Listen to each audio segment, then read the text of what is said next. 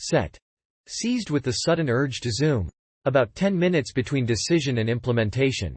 Had been mulling around the idea vaguely earlier, as spring had officially arrived. I had obtained some of the necessary material, and I had not taken a tryptamine since Burning Man. Actually, this is a lie.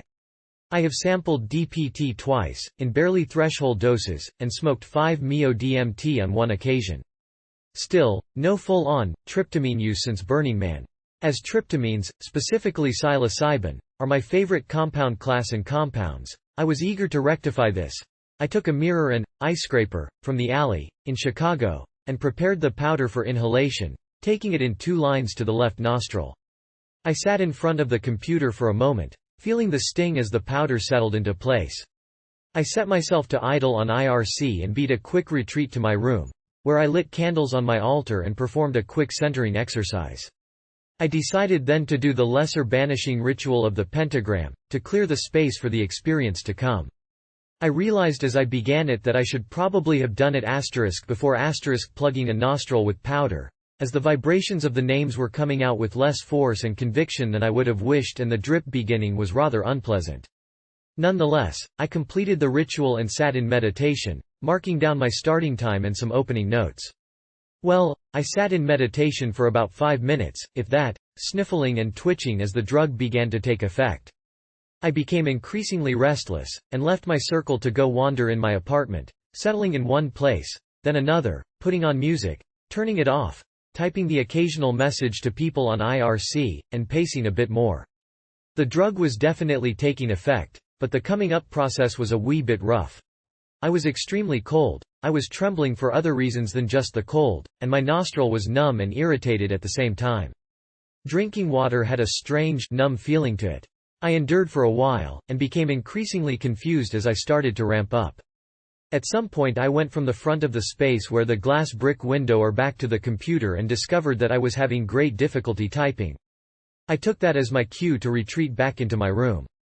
I lay down under the blankets and put on music, an album called Sunyata, by Vass. Excellent stuff for the occasion. I began breathing and reminding myself to flow with the experience. I had been having a good time up to this point, or rather the enjoyable effects were being outweighed by the nasal drip, the confusion and the heavy body load. As I warmed up and entered a trance state, I became much more comfortable. I became acutely aware of the pentagrams I had drawn earlier, and their presence comforted me. I was rapidly peaking. This material is a strong ego destroyer. I felt my mundane self slip away in shreds and tatters, as I accelerated into a trance state in which I was only aware of my body as a mass of prickling and flowing energy, with the spiky, Baroque character that is a hallmark of the tryptamines for me. As I regained some sort of equilibrium, I found a thread. I don't know quite how else to describe this, but it is something that is not uncommon for me, even in deep meditation. It's like something is pulling me, from a specific direction outside of me. This one began below and to the left, in relationship to my prone form. I began reeling in this thread, following it to where it led. It spiraled and twisted back on itself, and eventually it seemed that I had lost it. But I was wrong. It led me to a space full of the most fantastic beasts I had ever seen, like gigantic Faberge slugs with tentacles riding the crest of a dyed agate sea with gorgeous non-Euclidean cliffs of sparkling jewels.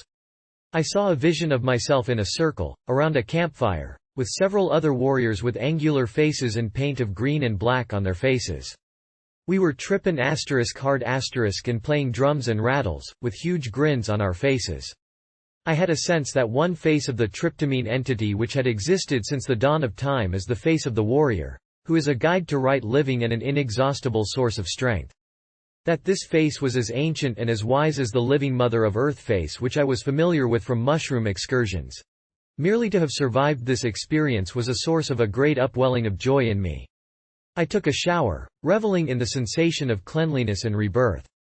I was still flying high when I got out and returned to the computer to take some notes and tell some people that I was doing okay.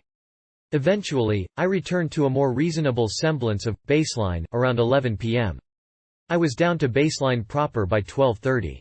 All in all, a joyous and life-affirming Zoom. One that put me triumphantly back in touch with an important root of my spiritual practice. But, by itself, it isn't the kind of thing that I would post. What is still amazing me is what happened the next day. I was in a wonderful mood, having landed a job that looks like it will be just what I need to move into the next phase of my life. I spent several hours upon returning from the interview chatting with IRC folks, a popular pastime for me. I'm an unrepentant IRC addict, and eventually settled down to read a real paper book on my couch.